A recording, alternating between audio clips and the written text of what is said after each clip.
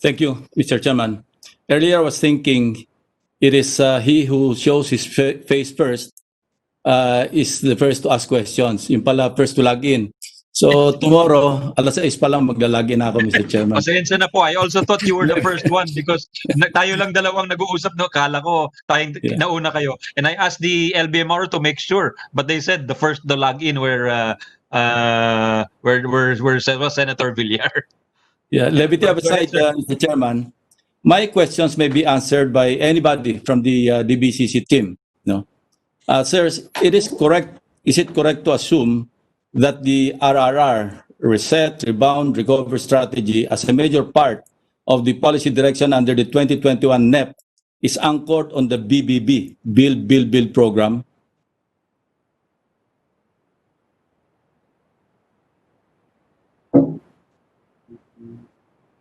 Tayo na kami. The answer is yes. And can you hear me, Mr. Senator? Yes, sir. Yeah. Yes, exactly. Yes. The answer is yes. And we would like to explain that our experience is that the Build program, or the infrastructure spending, actually creates a lot of jobs. It gives us what we need because our infrastructure is in a very poor state. And finally, number 3, that it stimulates demand. So that's why it is very important that our recovery program be done in this manner, in using primarily the Build program to pull us out of this recession. Thank you. Thank you, Saxani. And the two agencies primarily tasked to implement the BBB program to achieve the RRR are the DPWH and DoTr, whether it is post-COVID-19 or under a new normal, meaning during the present pandemic, because we cannot really predict how and when the COVID-19 or the coronavirus will end. Is that correct, Secretary? Yes, Your Honor. Okay. It will be the DPWH and DoTr. Now, a question, considering the performance of the two agencies, even without the pandemic hitting us yet, as shown on the screen, are not encouraging enough for the two agencies to be able to respond and accomplish the RRR objective via the BBB task. No, in fact, 71% of the 1.107 trillion infrastructure budget, or roughly 786 billion pesos, will go to the two agencies. In 2019, and this is my the point I'd like to pursue, or the pre-COVID-19 era, DPWH ranked first in underspending with 83.07 billion, and DoTr ranked fourth with 21.65 billion, as shown on the screen, based on the 2019 SAOB. And then my question is, with the performances of the two BBB frontline departments, as shown, will the two agencies be able to deliver in 2021?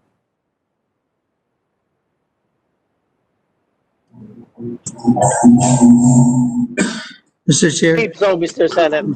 Senator, I think Secretary Abisado has some figures on that. Thank you. Your Honor, I agree with what you have presented on screen, and our desire is how I wish we can answer for them, but surely at the proper time, Secretary Villar and Secretary Tugade will be tasked to defend their budgets as proposed in the fiscal year 2021 national budget, and we hope that they'll be able to answer that. On our part, we are really guided by the BOR, or the budget utilization report that they give to us, and that therefore, despite this and the desire of the government is really to provide more opportunities under these two departments. That's the reason why they're getting that share because we know the trickle-down effect of that in terms of employment opportunities which are more needed by our people at this time and next year, Your Honor. Thank you, Secretary. I'm pursuing some policy questions here, no, that may be answered by the policy decision makers like the DBCC. Alam naman natin na although yung construction works have resumed in May, yung efficiency remains low due to the protocol and restrictions being implemented. Now, in your planning and in your projections, have you considered the efficiency of the construction in relation to the infrastructure strategy, yung build, under the present pandemic?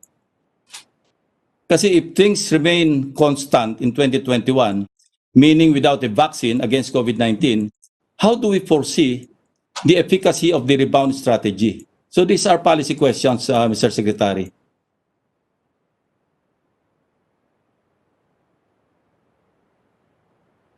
I think you're on mute. Sorry.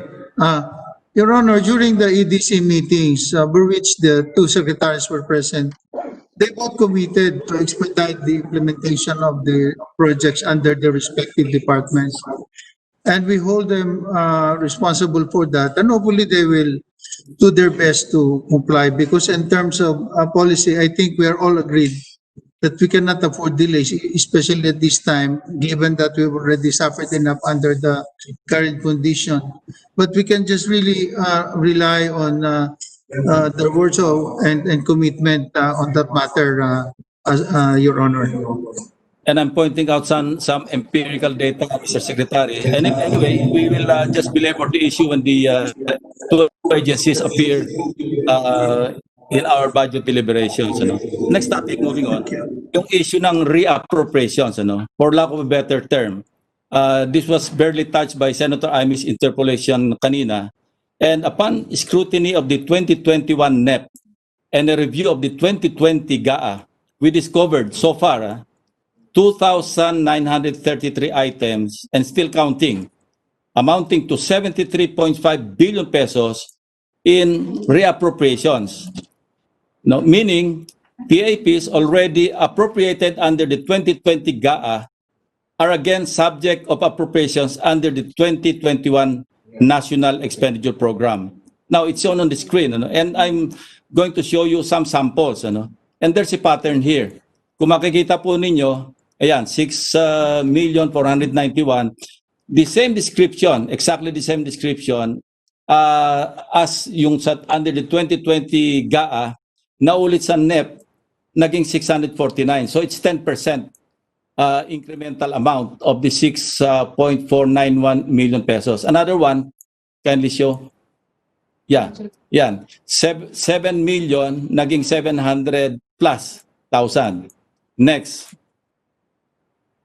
Marami po ito, as I mentioned kanina, 2,933 items. 73.5 billion pesos. Now, why is this so? And how did this happen?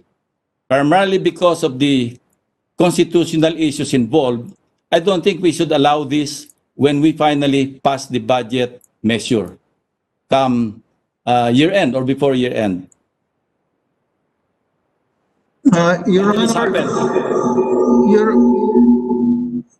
Your Honor, this is what happened. As presented, Mr. Secretary, we will accept any explanation. Just tell us just give us the lowdown. What actually happened? yes, what actually happened is that even as we were trying to have these projects implemented, all of them, we were not able to do so because of COVID, and that therefore part of the budget was utilized to respond to the pandemic. So that what is left is that the Secretary of DPWH still went out of his way to fund these projects, but not in its entirety, meaning that whatever has been approved for this project this year cannot be given out. So for a starter, he submitted a list of projects whose release of funds constituted 15% only of the total project cost. the balance, he recommended that they be funded again for next year to complete the project. And that's the reason why there is a relisting of the projects, and the balance were provided appropriations precisely to complete the projects as brought out in the GAA of this year. That's really just a reason, Your Honor. That's why there's a repeat of the projects already listed down in the GAA for this year, because parang yung na-release ngayon na 15%, yun yung bahay niya, so that the balance can still be provided for in the ensuing year, Your Honor. Mr. Secretary, there goes our problem, because we'll be treading on dangerous grounds so far as constitutional challenge is concerned. Because I will go to another point mamaya, but just to discuss this particular issue, kung wala pong discontinuance by reason as stated under the Supreme Court ruling, Belhica versus Executive Secretary or Araulio versus whatever, hindi po pwede kung walang discontinuance, isa-savings mo yung portion. It's either you realign the whole item as funded, but you cannot put or pull out an increment. Ayan, malinaw po. Section 25, paragraph 5 ng Constitution actually sinasay dito. Yun, expressly states that what can be realigned are savings from an item in the GAA. And to repeat, only savings can be realigned. So what you're telling us, Mr. Secretary, with all due respect, binawasan nyo yung say 250 million pesos worth of project, 25 million yung i-appropriate nyo in 2021, you're proposing to appropriate. Ano nangyari doon sa project nung sa under 2020 GAA, yung sa 225? Now, ang savings under sa meaning of savings sa GAA 2020. Malinaw po, completion, final discontinuance, or abandonment of a program. So kung walang na-cancel na project, walang na-discontinue, walang na-abandon, wala tayong masasabing savings na pwedeng i-realign. And, we counted, as we speak, we have compiled the total aggregate amount of 469 billion pesos corresponding to those reappropriated PAPs all under the DPWH, of which lump sum items, ito nakita namin, lodged in the central office of DPWH, kindly show on the screen, amounting to 396 billion pesos. Yun, they would easily fall under the Supreme Court in Belhica versus Executive Secretary, ruled as lump sum appropriations and therefore patently illegal.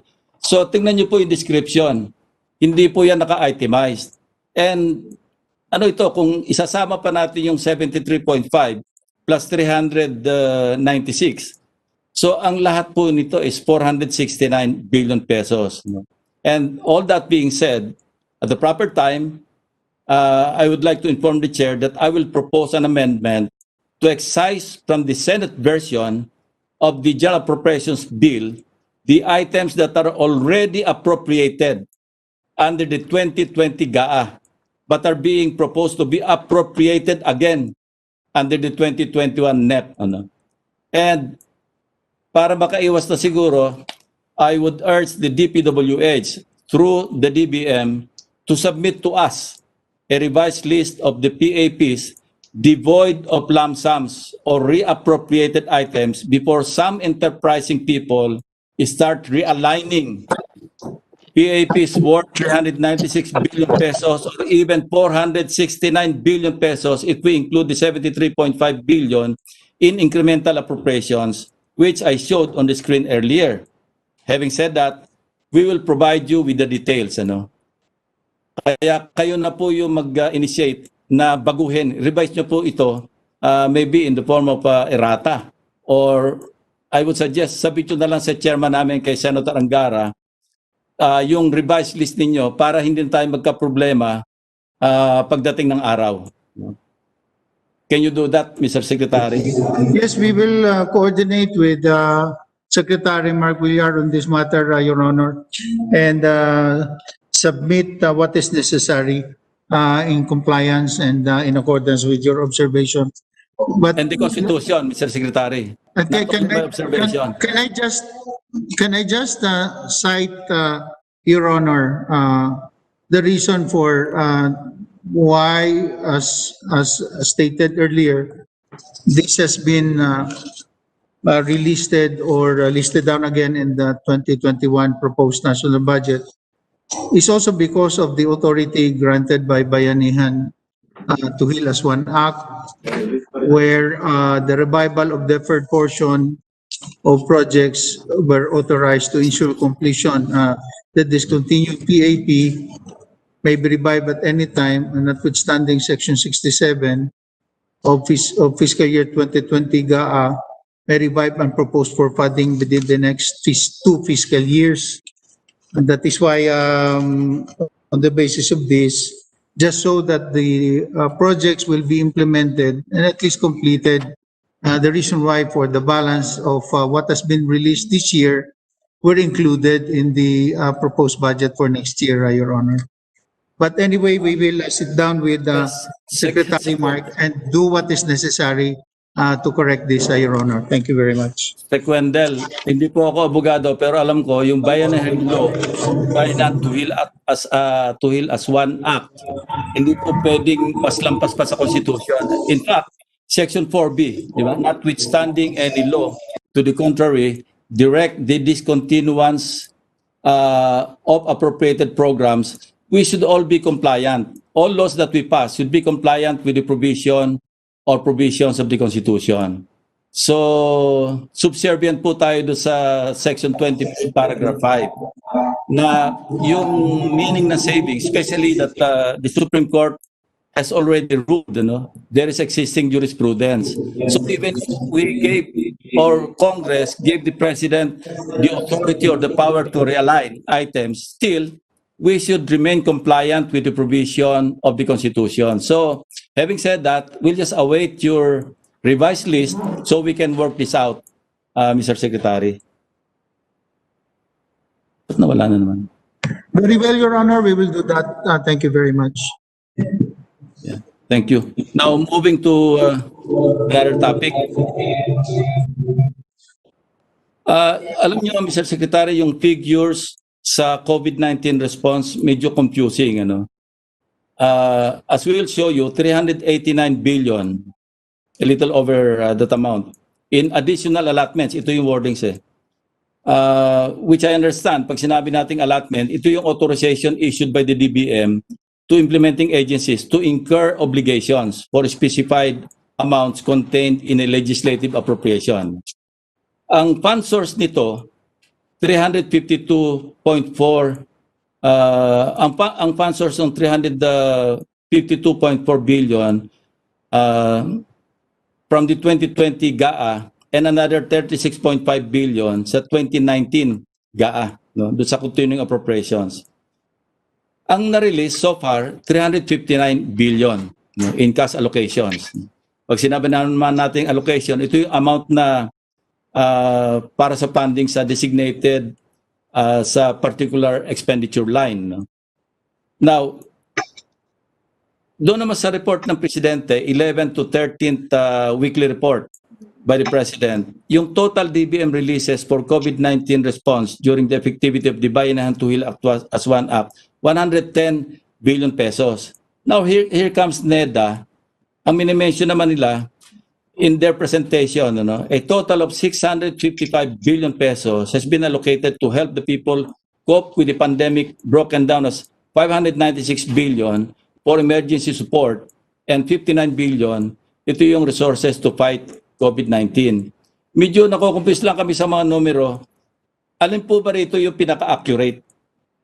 And does it mean that kung 655 billion yung pinopropose ng NEDA to be allocated, does it mean na meron pang 226 billion na pwede pang magkaroon ng allotment on top of the remaining 30 billion the difference between 389 saka 359 billion. Kindly enlighten us or educate us, Mr. Secretary.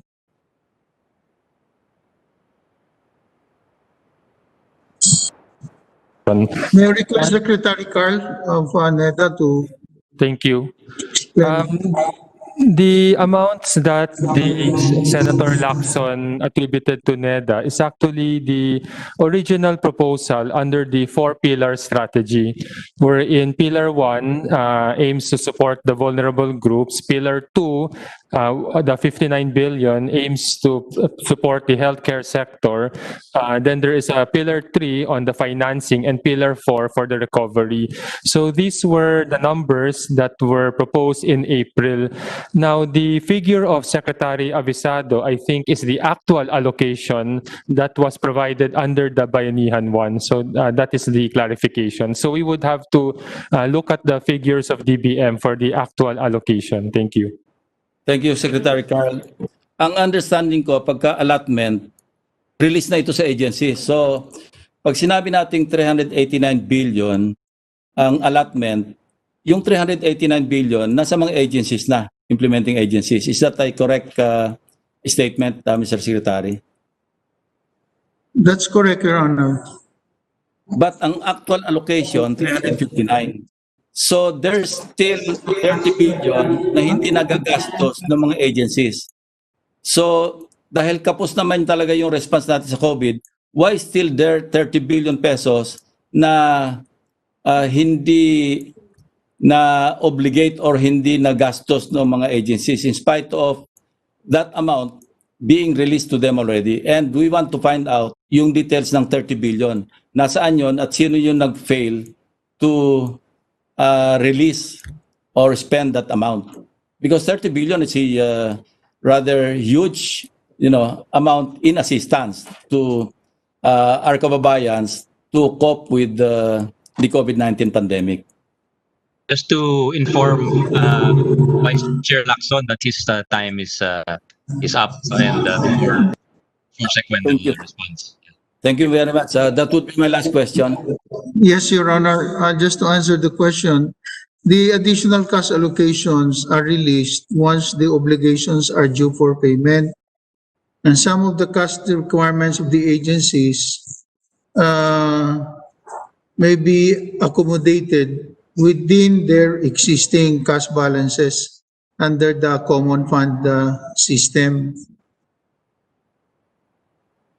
Senator Wenton, you're very kind. Thank you, Mr. Chairman. Thank you. Thank you, Senator Vice Chair Ping Lacson.